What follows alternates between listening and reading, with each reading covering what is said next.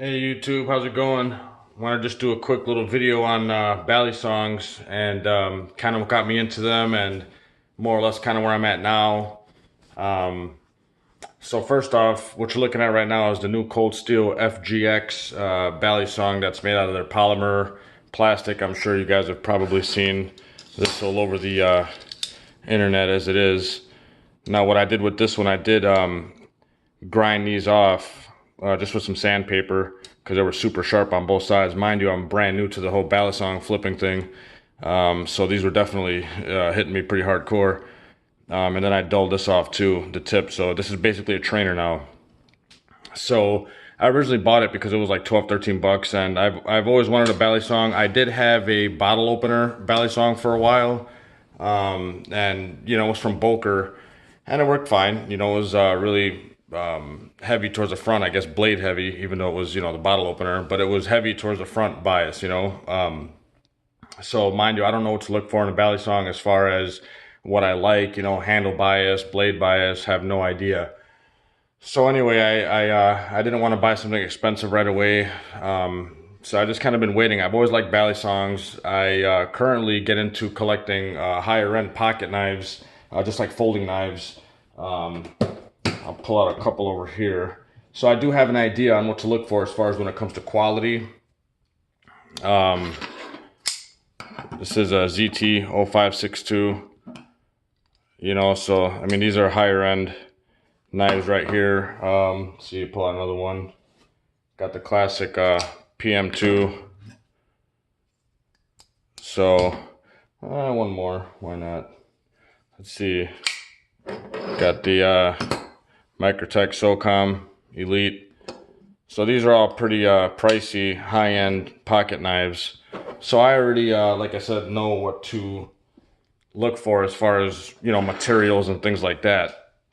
So anyway, like I said, I've always liked balisongs. As a kid growing up, I always seen them. Never really got to play with them. I honestly was kind of intimidated by them for the most part because I used to see them in movies, or, you know, people would be swinging them around real fast and crazy, and I was like, wow, I don't want to slice myself. Or, you know, I always liked them, but I was kind of, like I said, a little intimidated by them. So I never really purchased one. And then the ones that I did see at like gun shows or other places that I came across them, they were always like super, super cheap. You know, where I felt them and they're really like flimsy, and I was like, I don't want to buy it. So anyway, I started getting really into looking into balisongs. And another good point that I should bring up before I forget is the fidget factor with guys who collect pocket knives as it is. You know, like for example, I'll bring back the PM2. Something like this with a compression lock here. It's a lot of guys who collect high-end pocket knives love to fidget with their knives. They're always fidgeting with their knives. It's not even just, you know, I'm gonna buy a knife and leave it alone. They're always, you know, playing with it, or you know, trying to do this behind the camera.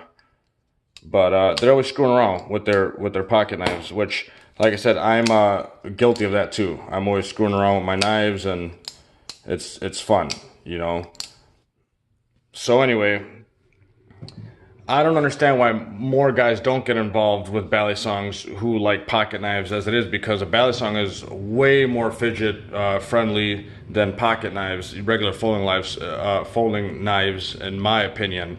When you're screwing around with a balisong, you just get a lot more of that just fun, way more, you know, like I said, a lot more to do, you know, way more things to do with it. You can only screw around with a pocket knife so much before it kind of gets old.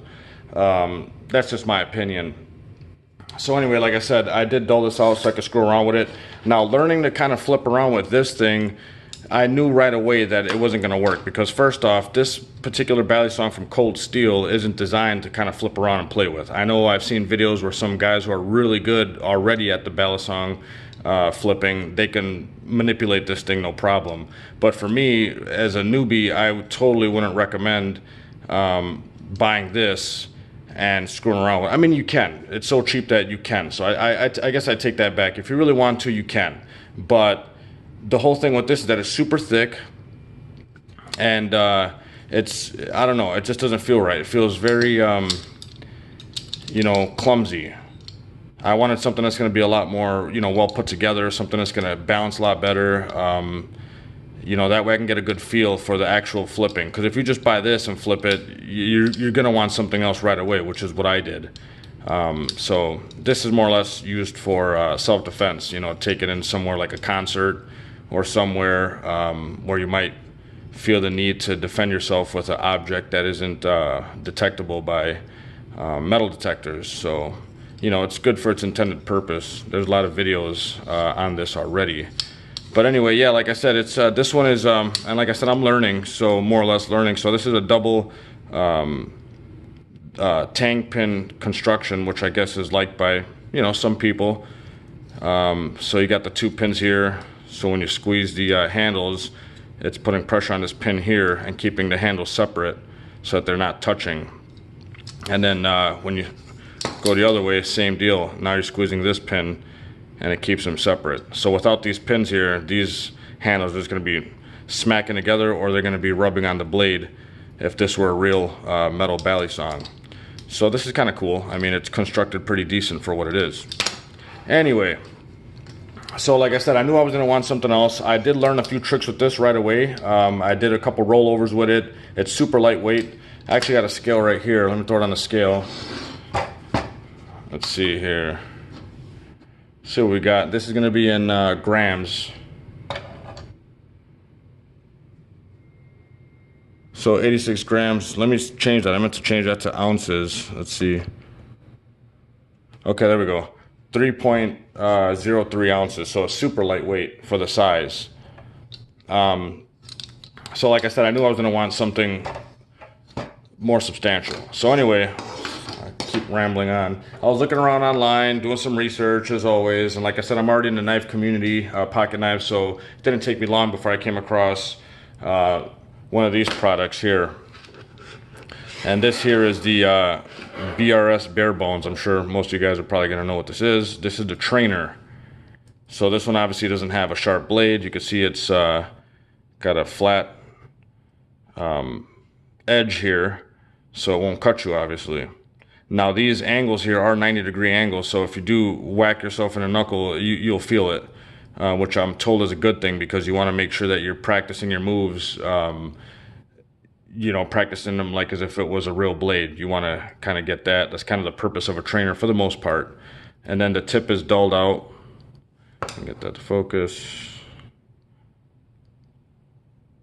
There we go. And the spine is crowned. So anyway, this is a 54 cm steel for the blade, so that if you drop it, it's a lot more impact resistant. And then the handles are stainless steel, which is heavy. You know, you're running on washers here.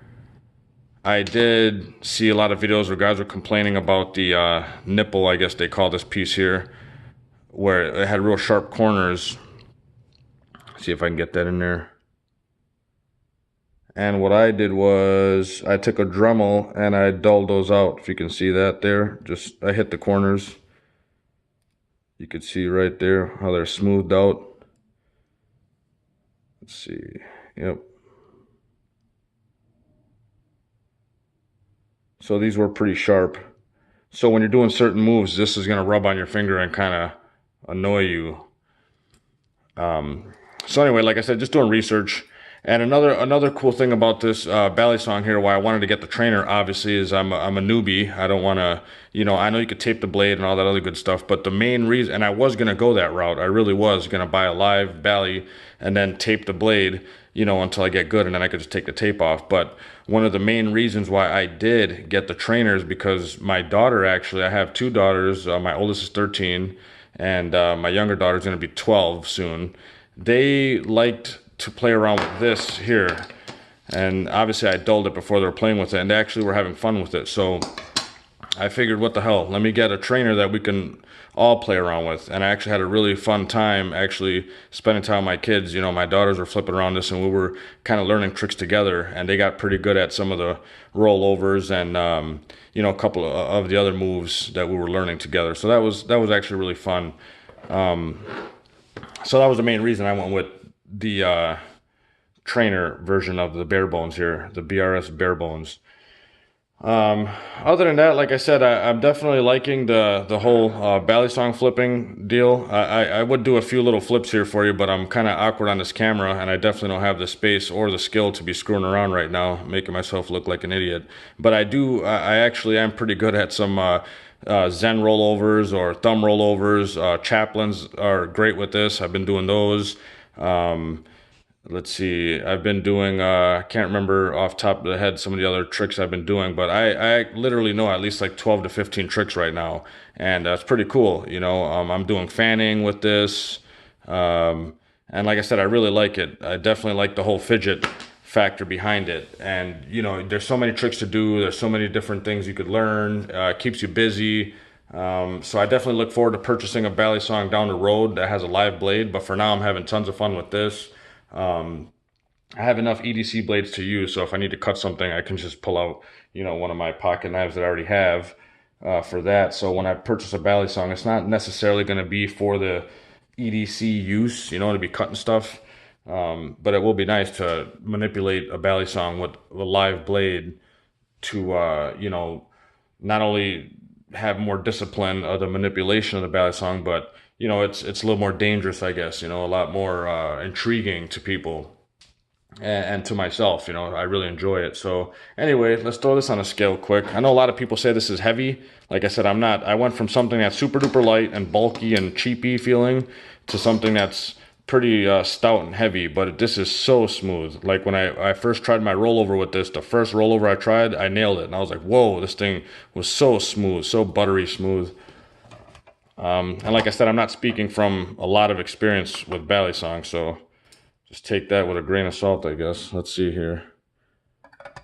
So this is on ounces, and we got 5.33 on my scale here for ounces on the bare bones trainer, which 5.33 is not lightweight by any means. It's definitely 2 plus more ounces than the cold steel. Let me see what else is about that weight as far as pocket knives. Let's throw the ZT on there. 0562. So there you go. That's, what is that, a little heavier? 5.57. What was that? 5.33. So the ZT is a little heavier, and I carry this no problem. So, but I'm not flipping this around like like this, obviously. So a lot of people in the Balisong community tend to think this is a heavy Balisong. I guess they like something more or less like 4 ounces or less, something like that. So I guess my next Balisong I purchase is going to be a little lighter. That way I can get a feel for it, like a Benchmade Morpho 51, or I'd like to get a BRS Replicant, or whatever else. A Dog Bite they have. Another thing that I've noticed about the Balisong community is I guess it's growing, and that I believe because I just picked up on it.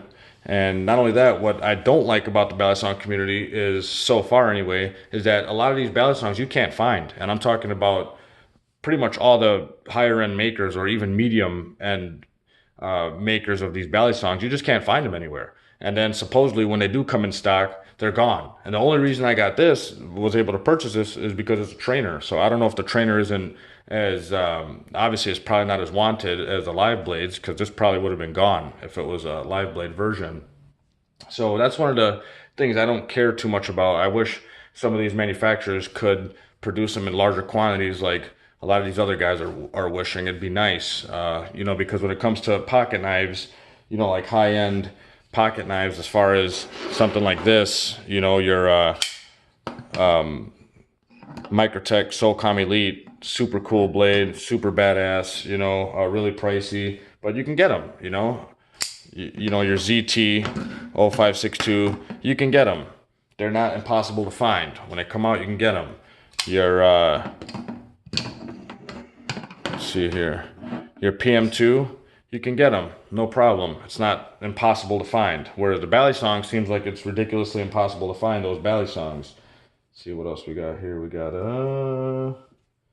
this one I want to pull out. Ah, that was terrible. The Spyderco Spidey Chef. You could find these knives, and these are high-end knives, titanium, high-end steels, high-end aluminum or carbon fibers, you know, all kinds of different high-end materials. You could find them. They're not rare to find unless you're talking, you know, particular pocket knives or whatever. But for the most part, you can get these knives. They're not hard to find. So yeah, that's one of my biggest issues with the Balisong community right now. I just wish, like I said, they can, you know, have them more readily available for people like myself and others who want to get involved. It just makes it that much harder to get involved in the flipping of the Balisongs when you can't find them. You know, it leaves people to buy cheap stuff like this. You know, I love cold steel, not hating on you, cold steel. But, you know, it leaves people to buy the cheap Chinese stuff and, you know, they fall apart and blah, blah, blah. So, you know, like I said, it would be nice. Other than that, I'm rambling on. I just wanted to make this video about me getting into the Balisongs and, you know, kind of keep you guys updated on, you know, my new hobbies, I guess, if it matters or not. So anyway, if you guys like, you know, leave a comment, share, subscribe. Trying to get my subscribers up. Maybe do some giveaways down the road. Got a couple extra knives here. Like, see if you guys like, you know, pocket knives. Anyway, got some, you know, some cheaper stuff like this. This is still like, you know, $40 or whatever. Not bad. Got a couple other little knives around here. But anyway, like I said, guys, you know, let me know what you guys think. Are you guys into Balisongs? Do you guys want to get into Balisongs, but you can't find them? Have you guys liked them and never really got into them because you were intimidated like I was? Or, you know, what's your story if you got one? You know, post it down below. Let me know what you think. And I guess I'll see you guys next time. And, you know, maybe next time I'll be able to show you guys some manipulation when I get a better camera angle. That way you guys aren't just staring at a Bally on a table there. So anyways, all right, guys, I'm out of here. You guys stay safe and take it easy. See you next time.